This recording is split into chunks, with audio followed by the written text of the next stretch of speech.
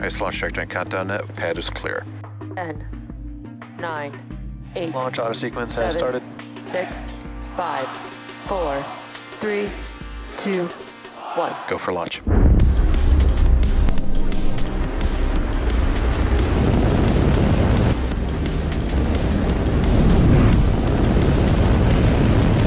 Vehicle is supersonic. Stage separation confirmed. Dragon, separation confirmed.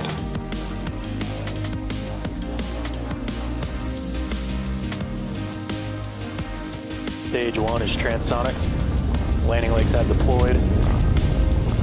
And Falcon 9 has landed.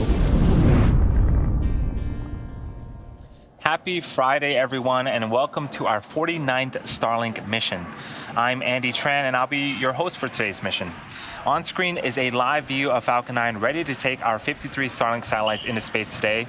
We've got quite an exciting weekend ahead of us with 3 planned launches. Starlink is set to lift off about 8 minutes from now at 12:09 p.m. Eastern Time at Launch Complex 39A at Kennedy Space Center in Florida.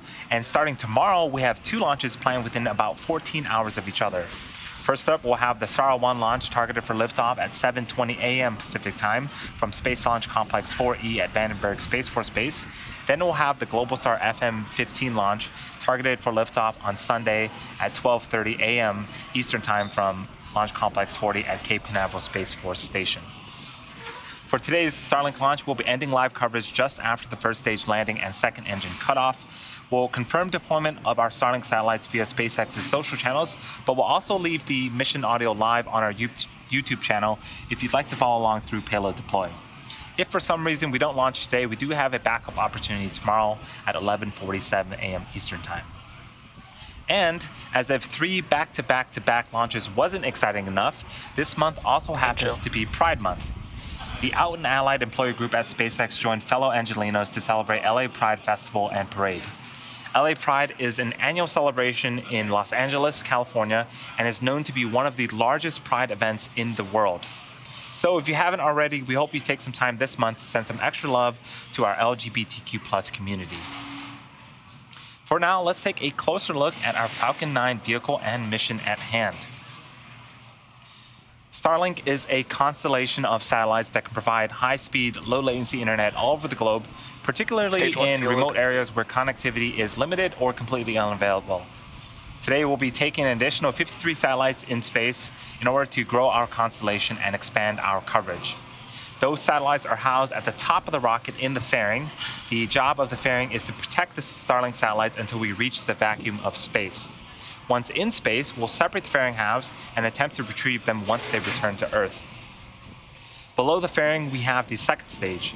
It's the shorter white stage above the black interstage that houses our Merlin vacuum engine. After the first and second stages separate about 2.5 minutes into flight, the second stage will ignite its single Merlin vacuum engine and carry the payload to its desired orbit. And below that, we have the largest part of our Falcon 9, which is the first stage, also referred to as the booster. Today's launch will mark the first 13th launch of a Falcon 9 booster. The booster on screen has supported missions such as the Transporter 2 mission, Turksat 5A, the GPS 3-3, and 9 previous Starlink missions. And on screen right now is a view of our drone ship, a shortfall of Gravitas, which is using its thrusters to maintain position in the Atlantic Ocean. After liftoff and following separation from the second stage, we'll be attempting to recover our first stage for a record-breaking 13th time. We started the day with about 10% probability of weather violation for liftoff, but so far we are looking green. With that, the rocket, weather, and range are all looking good for an on-time liftoff at 12:09 p.m. Eastern Time. Retrack in progress. Over the next minute or so, we're going to see some movement on screen. We should see the clamp arms that are underneath the fairing halves begin to open up, and the structure that is to the left of the Falcon 9 vehicle that you see on screen, the strong back, that will begin to recline away to its pre-launch position about 2 degrees from the Falcon 9 vehicle. So you can see on screen, right below the fairing halves, those clamp arms are indeed opening up. Shortly, we should see the strongback begin to recline away from the Falcon 9. The strongback is part of the transporter erector, also referred to as the TE. The transporter erector's job is to roll the rocket out to the pad and raise it to the vertical launch position that you see on screen. And you can see that the strongback is retracting away from Falcon 9.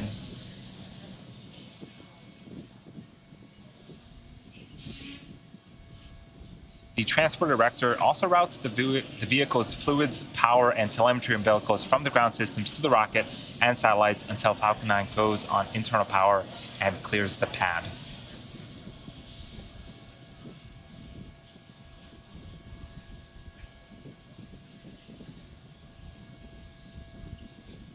Stage 1 lock flow complete. So the strongback is pretty much set right now in its pre-launch position. At right around liftoff time, it will continue to recline away to provide Falcon 9 clearance for liftoff.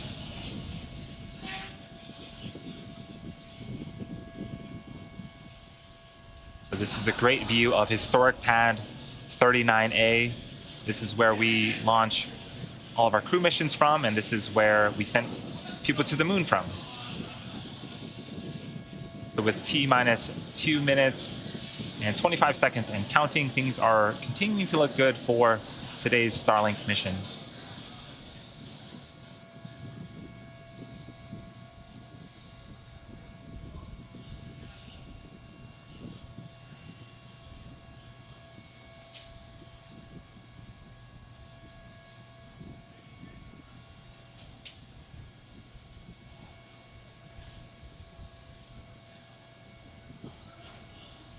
Stage 2 lock flow complete. With that call out of stage 2 LOX load complete, that is the last of propellant loading on the vehicle. So both first and second stages are full of RP1 and liquid oxygen. Beginning to see some clouds starting to form around Falcon 9.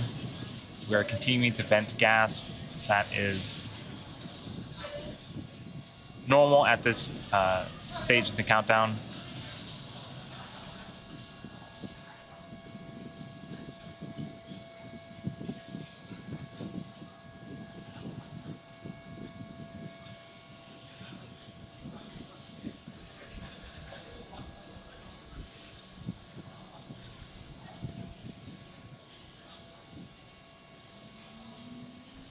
Falcon 9 is in startup. Those stages are now pressurizing for liftoff.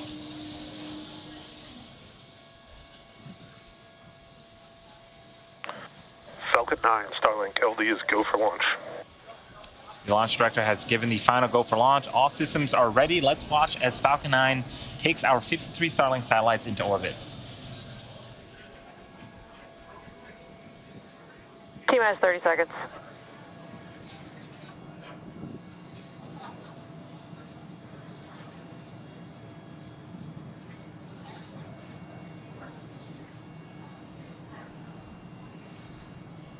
T minus 15 seconds. 10, 9, 8, 7, 6, 5, 4, 3, 2, 1, 0. Ignition. And liftoff. M1D chamber pressure is nominal. Vehicle is pitching downrange.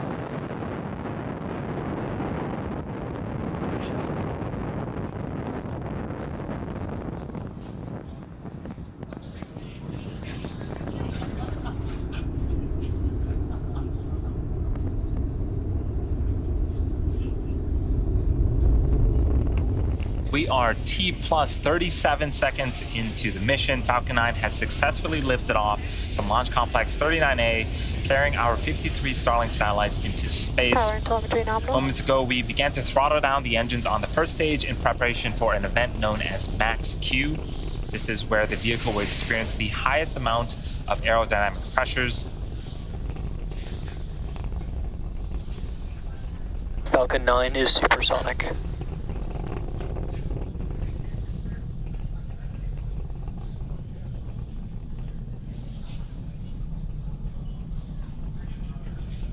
Max Q. Awesome. Now that Max Q is behind us, we are throttling the engines back up to full power. Coming up are a series of events happening in quick succession. First is MECO, also known as main engine cutoff. This is where all 9 Merlin engines on the first stage will shut off to slow the vehicle down in preparation for the next milestone, which is stage separation. During this event, both the first and second stages will separate from one another. The first stage will make its way back to our drone ship, and the second stage will continue its journey with second engine startup, or SES-1. During this event, the single Merlin vacuum engine on the second stage will light up and propel the second stage along with the Starlink satellites into orbit. And then shortly after SES-1, we'll have the fairing halves deploy and expose our Starlink satellites to the vacuum of space.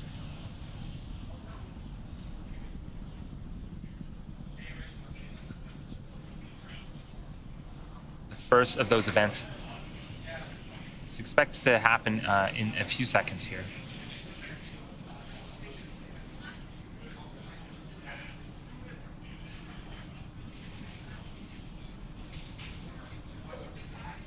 Eco. Stage separation confirmed.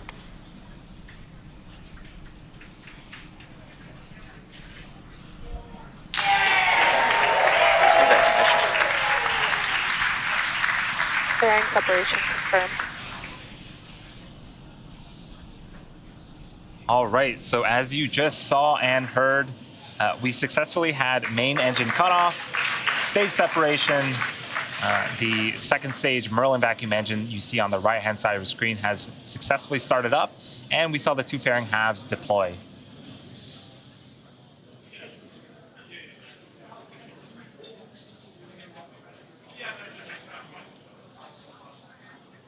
While the second stage is doing its job, the first stage is coming back home to Earth. That is what you see on the left-hand side of the screen.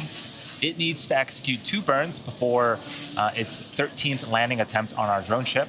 The first burn is called the entry burn. This is a 3-engine burn that helps slow down the first stage before hitting the denser parts of the Earth's atmosphere. And then the second burn is called the landing burn. This is a single-engine burn Signal Bermuda. that brings the vehicle speed down rapidly in order to land on our drone ship a short fall of gravitas.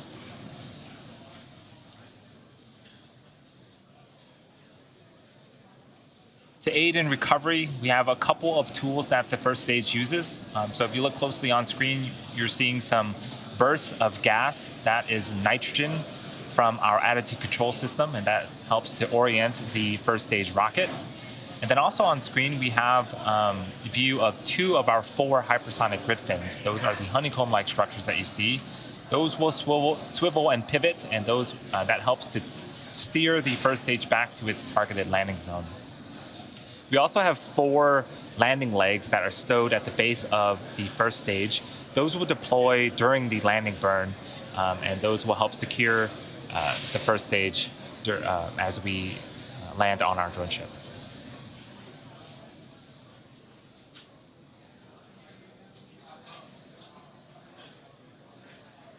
We still have about 2 minutes left before the first stage entry burn. Again, the first of 2 burns for the first stage. For now, we are just enjoying some great views of both the first stage returning back to Earth and the second stage making its way to space, makes its Both way vehicles into are orbit. following nominal trajectories. And I just heard the call out that we are in nominal trajectory, so things, again, continuing to go smoothly for today's Starlink mission.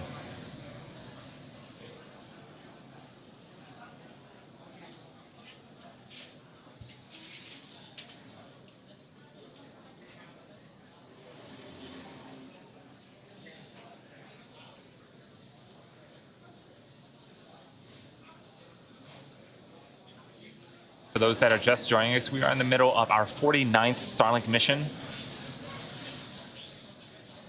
If you weren't able to catch the liftoff, don't worry. We have 2 more launches this weekend, so be sure to tune in.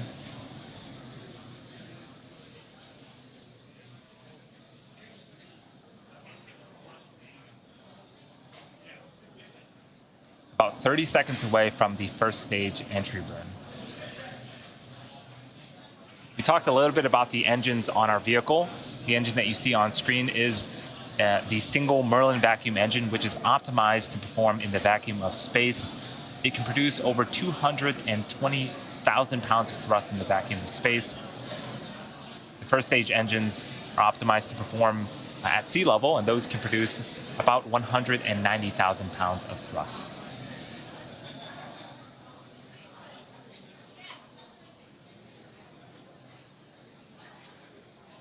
Stage 1 FDS has saved. Stage 1 entry burn startup. So on screen, we have started the entry burn. This burn is expected to last for about 20 seconds. Earlier, we saw the vehicle on the pad, and the first stage was basically covered in soot. Stage 1 entry burn shut This down. is the reason why. So basically, during the entry and landing burn, the vehicle is flying through its own plume of smoke, and that is what Both builds up vehicles the soot. continue to follow nominal trajectories. So landing burn for the first stage is coming up in about a minute, and shortly after the landing burn ends, we're going to be listening for a call out that's related to the second stage. known as SECO. That stands for Second Engine Cutoff. And we'll be shutting off the Merlin vacuum engine that you see on screen, and we'll be waiting for another call out related to the second stage of a good orbital insertion.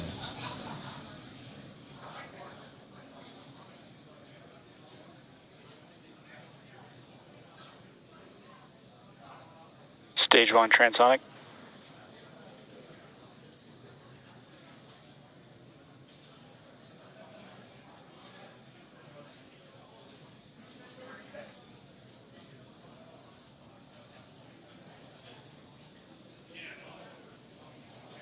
Stage 2 is in terminal guidance.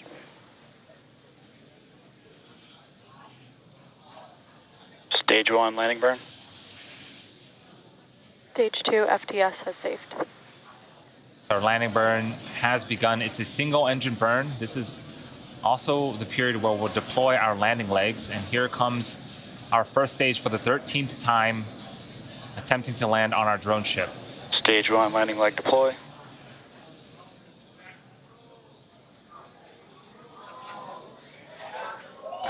Stage 1 landing confirmed. And X marks the spot for the 13th time. That is the first time that we have flown and landed a booster 13 times. Acquisition of signal, Newfoundland. Nominal orbit insertion.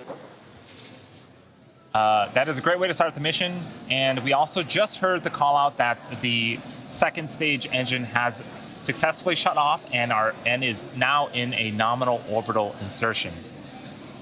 With confirmation of both of those, we will confirm deployment of our Starlink satellites via SpaceX's social channels, but we'll also leave the mission audio live on our YouTube channel if you'd like to follow along through payload deploy. Thank you to the Federal Aviation Administration and our current Starlink customers, and of course to all of our viewers. As mentioned earlier, for those of you interested in even more space content, we're not done launching rockets just yet. Stay tuned for the SARA-1 mission scheduled to launch from Vandenberg Space Force Base at 7:20 a.m. Pacific time tomorrow. Launch coverage will begin about 10 minutes before launch, less than 24 hours from now. Thanks, and we'll see you all very soon.